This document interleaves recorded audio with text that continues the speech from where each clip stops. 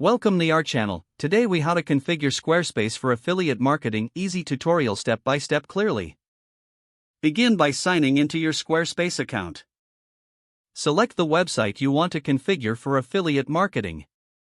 In the left sidebar, click on Pages to view your site structure. Determine where you want to add your affiliate links. You can create a new page or edit an existing one. To create a new page, click the plus icon and choose the type of page you want. For a specific affiliate post, a standard page works well.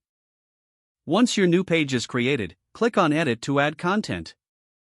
Start by adding a title that captures the essence of your affiliate product. Next, add a text block by clicking on the plus and selecting text. In the text box, write informative content related to the highlight the text that you want to turn into an affiliate link. Click on the link icon in the text block toolbar. In the link settings, paste the affiliate URL you want to promote. Make sure to set it to open in a new tab for better user experience. You can also add images to enhance your post.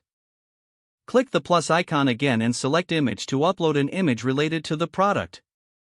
Add an image description for accessibility and better SEO. Position the image alongside your text for a visually appealing layout. After finishing your content, click Save in the top left corner. Next, navigate back to Pages to make sure your new affiliate page is listed. You can also add your affiliate links to the site navigation for easier access. To do this, click on the main navigation section and then the plus icon. Select Link from the drop-down and enter the name and URL of the affiliate link. Save your changes and ensure everything looks correct. If your site has social media accounts, consider linking them for wider reach. Finally, review your site and ensure all affiliate links work properly. Once everything is configured, you are ready to promote your affiliate products. If the page does not load, refresh the browser or try again in a private or incognito window.